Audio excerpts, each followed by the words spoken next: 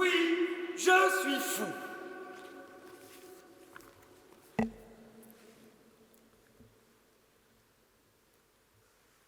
C'était fou, non, de commencer comme ça. Mais ça aurait été encore plus fou de ne pas le faire.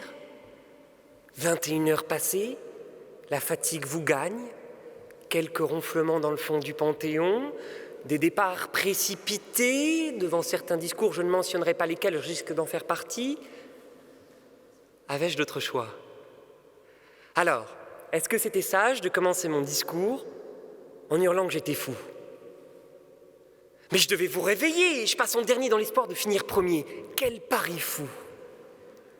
Eh bien alors, la prise de risque, l'audace, le panache, sagesse ou folie?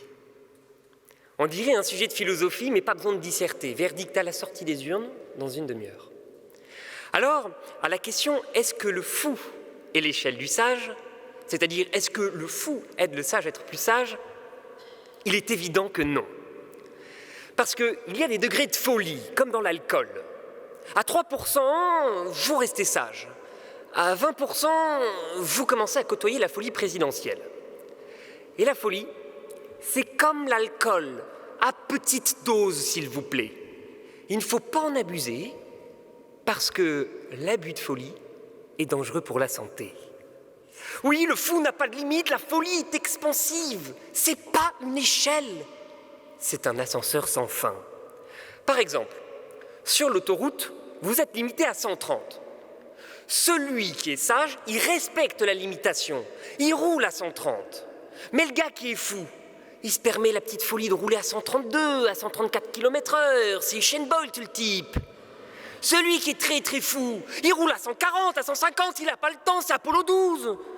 Et à 200, le type, c'est un jobard. Il est inconscient, il est dérangé, il a sa Batmobile, il a une Ferrari, la folie l'a tellement gagné qu'elle l'a perdu in fine.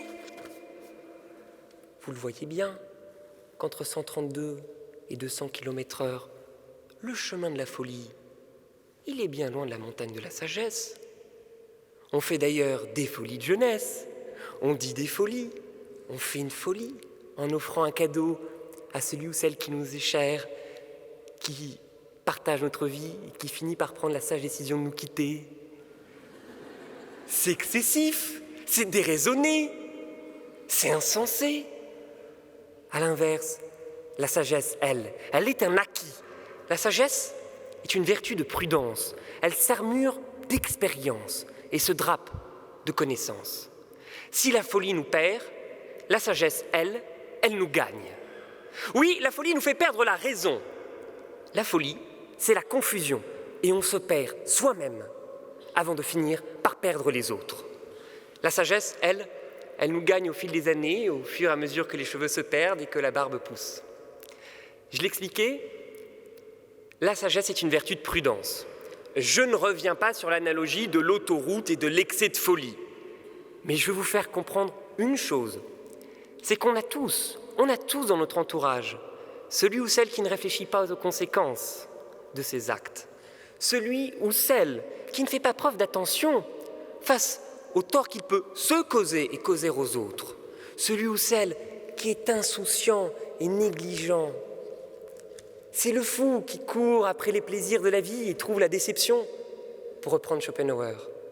Plutôt que de réviser la veille des examens, un soir, sur 365 jours, eh bien non, il faut qu'il décide, comme les 364 autres, de sortir, faire la fête. Quelle folie! Plutôt que de manger à sa faim, il a la folie des grandeurs et laisse dans son assiette. Quelle folie! Plutôt que de conserver ses gains au casino, non, il a la folie dépensière de tout remiser à la roulette. Quelle folie! Vous avez une amie? Vous avez un collègue qui est comme ça? Et si ce n'est pas le cas, ça va vous paraître fou. Mais il y a de fortes chances pour que le fou, ce soit vous. La sagesse, c'est la raison. La folie, c'est la déraison. Vous voyez bien que ce sont deux termes antinomiques et que le fou ne peut pas être l'échelle du sage. D'autant plus que généralement, le fou parle d'abord, puis songe à ce qu'il dit. De l'autre côté, le sage songe d'abord, puis dit ce qu'il a pensé. Le fou est dans l'immédiateté, le sage dans la patience.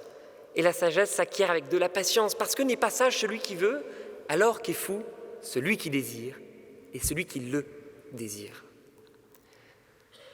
Pour preuve, je le disais, la sagesse aussi se drape de connaissances.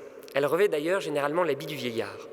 Il y a une phrase prononcée par l'écrivain diplomate malien Amadou Hampâté-Bâ à l'UNESCO en 1960 qu'on assimile à un proverbe africain qui dit la chose suivante.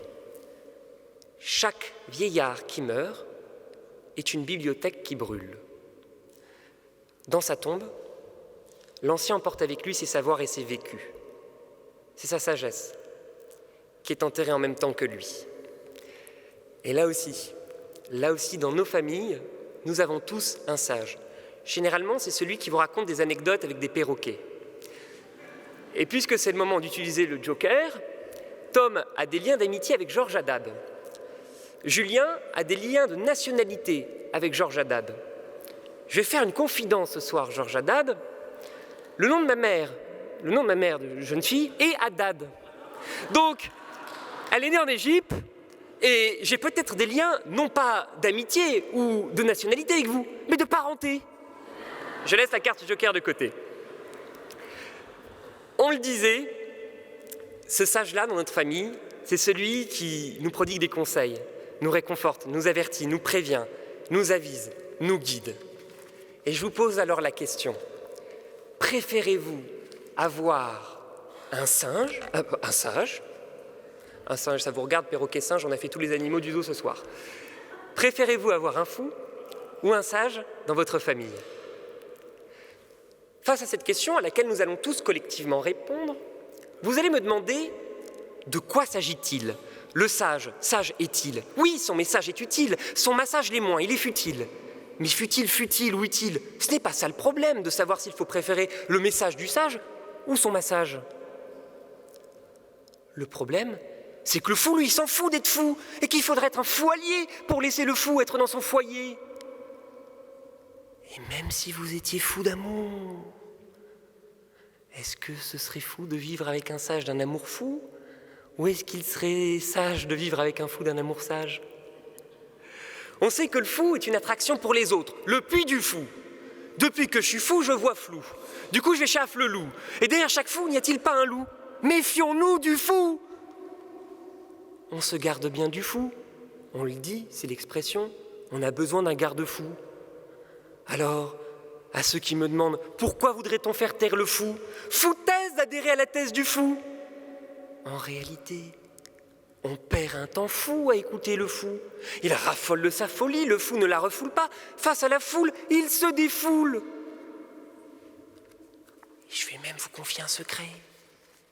Ce soir, le fou n'a pas conscience d'être fou, sinon il serait sage. Pourtant, dans un jeu d'échecs, le plus proche du roi, n'est-ce pas le fou? Et il y a une histoire entre un fou et un roi qui m'a été racontée par un de mes amis, qui est malien. Il s'appelle Modibo, et étant amoureux de la culture africaine, il m'avait conseillé de regarder un film très populaire, Sia, le rêve du python, qui reprend la légende issue de la culture africaine, Bida, qui veut dire boa ou python. Il y a une scène dans ce film, qui tranche définitivement sur ce sujet. Nous sommes au royaume du Ouagadou, au IIIe siècle, c'est le temps des empires en Afrique. Il y a un roi, le roi Kayan Magan, qui fait face à la misère qui frappe son empire. Et dans son village, il y a un fou, Kerfa, qui a pris l'habitude d'interpeller les habitants de ce village, de se moquer du roi et de l'insulter durement. Mais personne ne fait rien à ce fou, personne ne le touche. Parce qu'il a perdu la tête, dit-on. On considère qu'il amuse le village et que toute violence à son égard en ferait un martyr. Mais face à des émeutes qui sévissent, dans la capitale et une révolte qui se prépare, le roi Kayamagan décide de convoquer le fou Kerfa dans son palais pour un entretien avec lui. Et il y a ce dialogue entre le roi et le fou où le roi demande au fou de dire ce qu'il pense de lui. Et là, le fou lui dit que le roi baigne dans un océan de complaisance. Ses conseillers, ses soldats ne sont pas honnêtes avec lui, il est au royaume de l'hypocrisie. Dans son entourage, le roi est un enfant que l'on berce, que l'on préserve pour ne pas subir de déconvenues, que le roi est esclave de ses désirs et de l'hypocrisie qui l'entoure. C'est un choc, une révélation pour le roi, puisque c'est la première fois qu'il l'entend. Il demande alors au fou de prendre sa place. Le fou refuse. Il perdrait sa liberté d'expression. Et c'est là que l'on comprend que, au final, celui que l'on pense être le fou du village est le plus sage. Alors, je le dis, le fou n'est pas l'échelle du sage, puisque parfois, le fou peut être le sage lui-même. Combien de fois ont ensuite été considérés comme des génies, des sages, ceux que nous avions considérés comme fous, et nous leur avons rendu hommage.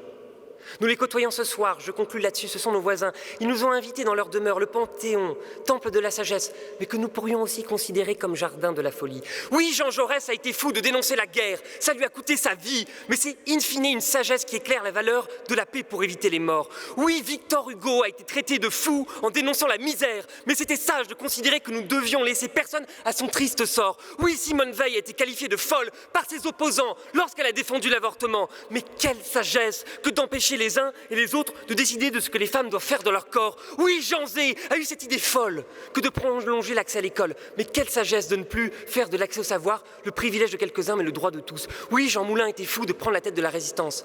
Mais c'est sa sagesse qui a sauvé la France. Alors, aux grands esprits, la patrie est reconnaissante de leur sagesse et de leur folie.